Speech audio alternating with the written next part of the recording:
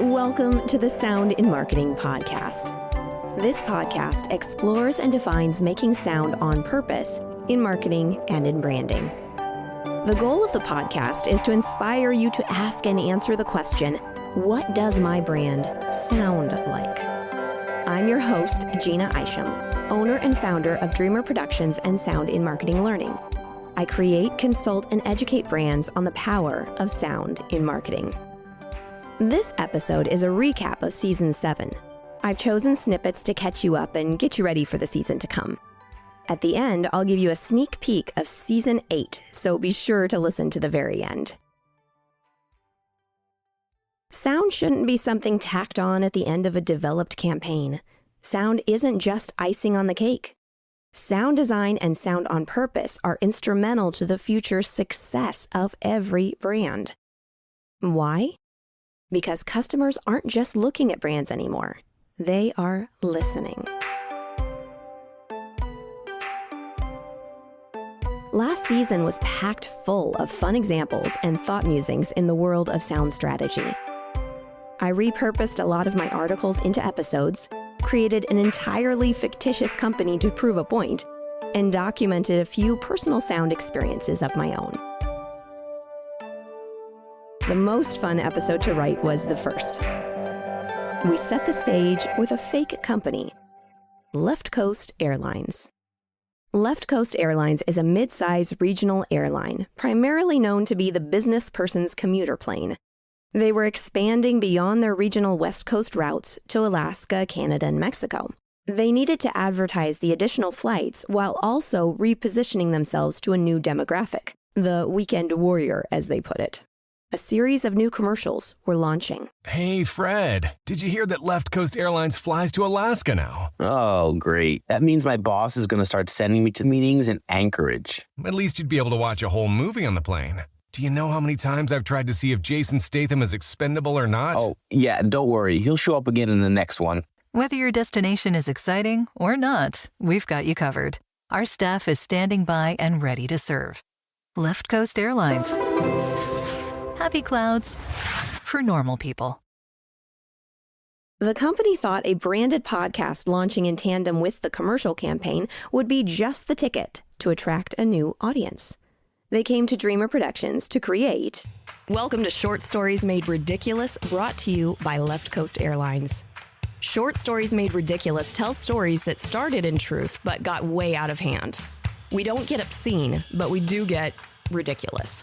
So if you're shaking your head by the end saying, what? Then you're welcome. Today's story comes from a couple in Bend, Oregon, who wanted to go visit their son in Hood River. The story starts with a plane ticket and ends with a canoe. So secure those overhead bins and buckle your seatbelts. This is a good one. Enjoy.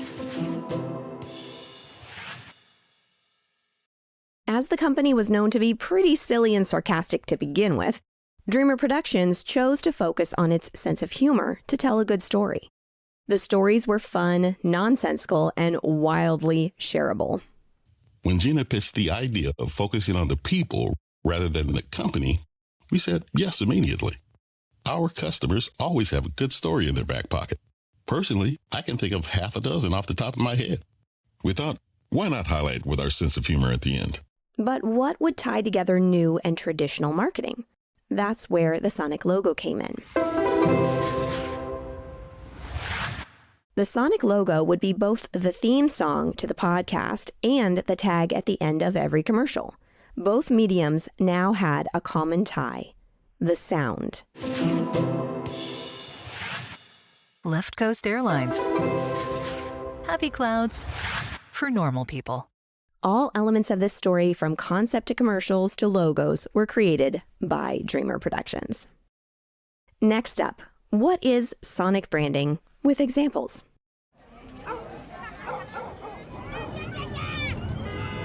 Sometimes sound is too much, but the right sound can be perfection. That's when I turn to a warm beverage in my go-to mug. The Make Sound on Purpose mug is that perfect reminder that every strategically placed word matters, and every purposely positioned sound is perfection. A big thank you to Sound in Marketing Learning and Dreamr Productions for centering my day. It's a nice reminder that taking the time to make sound on purpose matters. Get yours today. Links can be found in the show notes. Back to you, Gina. How can a company or brand use sonic branding effectively if they don't fully understand it? This has always been a focus of mine, the re-education of the miseducation of sound. Sonic branding is the strategic and custom-built sound within a brand's identity. This sound is incorporated into the brand's many different audio touchpoints. And if you're thinking that your brand doesn't have any audio touchpoints, or not enough to worry about sonic branding, well, you'd be wrong. Every brand makes sound in one way or another. It's about finding what that sound is and making it on purpose. I truly believe that misunderstanding the definition of sonic branding is why sound strategy hasn't become a standard practice yet. Sound isn't just music and jingles. It's so much bigger. Sound is everywhere. It fits into all those little cracks of digital marketing. It's different than visual marketing too, because no one has to look at your marketing. They just have to listen. And bam, your advertising ventures have become that much more effective. Because unless the customer physically covers their ears, they will hear. And with a brand sound, they will hear you. And it is not just for the Targets and Walmarts of the world. With smart technology, social audio apps, voice search, and the low-touch economy booming, sound is 50% of the brand experience, if not more. And with all of its low bars of entry, sound is accessible to any budget, big or small. Sound in marketing is a subject that every company should be educating themselves on now before it becomes a standard, because it will be. In early 2023, I got the honor of producing an episode for my favorite podcast, 20,000 Hertz, called Insurance Jingles. Why? It was a hit, and not just according to me. That episode was the third most downloaded episode for them in 2023. Here's a clip. I don't even know if I would even consciously think about an insurance company if there wasn't a jingle or some sort of shtick, like Geico. I've travelled all over the country talking about saving with Geico. When it comes to insurance, to me, it's very much who's top of mind. Yeah, when you think about Coca-Cola, they have amazing sonic branding, they have great music, but they also have packaging, and they have taste, and there's a touch, the glass. They actually trademarked the shape of it because it fits in your hand. So they have so many more ways that they can become top of mind than just an insurance company that you don't fully understand. People aren't really sure what happens to their money, where it goes. It's very vague. Sonic branding needs to be solving a problem. Insurance jingles in general are very much trying to solve the problem of this is not a memorable service for anyone. It's something that people make one decision, maybe one out of the course of 5 to 10 years, and that's it. Then you forget about it. As many of you can agree, jingles are super fun and super catchy. And although they're mostly pretty corny, I can still recite verbatim jingles from my very early years. There's power in that corn. Most insurance commercials go out of their way to give you a feeling of comfort and support. Think about the slogans. Like a good neighbor, State Farm is there. Nationwide is on your side. Are you in good hands? When you watch these ads, you're supposed to forget about copays and deductibles and premiums. Instead, you're supposed to feel like choosing this company means they're personally going to have your back. One way to do that is through a reassuring jingle. Another is through a warm, friendly mascot, whether it's the Geico Gecko, Flo from Progressive, or Jake from State Farm.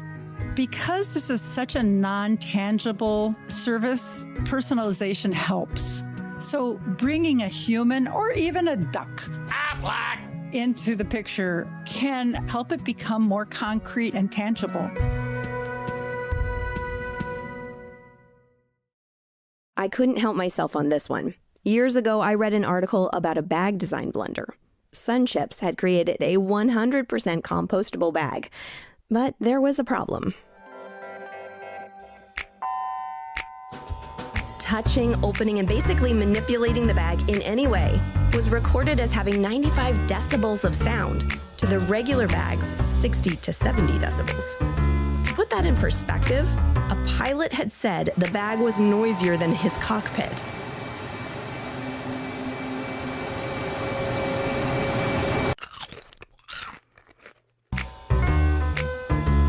Customers started weighing in on social media, and it wasn't sounding good. The now discontinued Facebook page, Sorry But I Can't Hear You Over This Sunchips Bag, got more than 49,000 likes at the height of the story. The Google search phrase Sunchips Bag Too Loud had 149,000 results. PepsiCo even poked fun at themselves when launching in Canada. They released ads saying if the bag is too loud for you, we'd be happy to send you earplugs. Saving the planet with eco-friendly materials created a user experience problem: noise pollution. This was a great example of how the company didn't experience the bag alongside the consumer. Had they done so, they could have saved themselves a lot of time and money. Sunchip's plan to create a fully biodegradable bag was a great idea. However, they missed the mark and forgot about the customer's experience. The result was a dip in revenue of 11%. Experience is everything, and although a loud bag seems silly, it matters. Sound in marketing and branding matters. It absolutely must be made on purpose every single time. I wrapped up the season with a personal experience. I went to Vegas for a conference in early 2024 and had to diary the experience. The sound was deafening, further reminding me that sound strategy is highly misunderstood and underutilized. I entered Mandalay Bay and was loudly greeted by the sound of about 1 million different slot machines, playing largely different cha-ching jingles. It felt like all volume knobs were turned to 11. There was no getting away from this not-so-subtle plug to dump money into a machine over and over again with the same disappointing results. Again, not a gambler. On top of the cha-chings, the PA systems were also at an 11, blasting random music to every corner of the huge space. If it had been playing a specific playlist or had a theme in mind, I never figured out which one. What playlist goes from Michael Jackson to Garth Brooks anyways? I could feel a headache starting. Can you imagine what the experience would be like if each hotel had a signature sound? What if it had a signature soundscape? What if the sound led you from location to location? What if Vegas used Disney's principles of sound to invite rather than disorient their customers? What if Vegas separated and partitioned its casino sounds? What if they created different sections and subsections of these massive halls with sound walls to create a more cohesive experience? For example, walkways could play filler music like Michael Jackson and Garth Brooks, while the slot machine cha-chings enticed people at a muted level from a distance.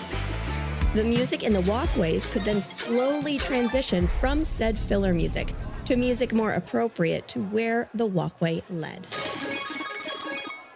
If you are walking towards a craps table in the New York hotel and you start to hear Frank Sinatra singing Luck Be a Lady, musical theater kid here, would your anticipation to play a game of craps actually grow?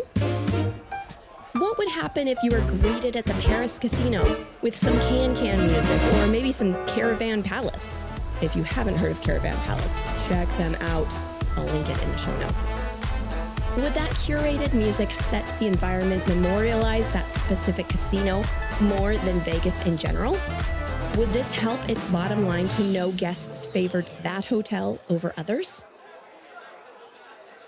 As you approach the gondolas in the Venetian, what if you hear some instrumental traditional Italian music?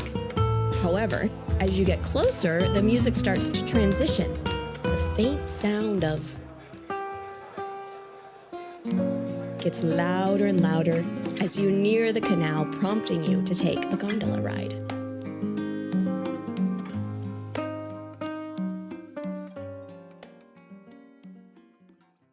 As I mentioned, I am not Vegas's target demographic. But what if they could entice even me to place a bet? It's a stretch, but sound, good sound, would most definitely get me closer.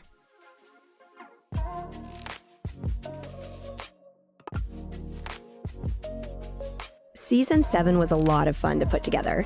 Season 8 is going to be even better. My intention is to really stretch the limits to what I see as the future of marketing. Through real and fake examples, I'm going to do my best to show you my dream of if the world made sound on purpose as a standard practice.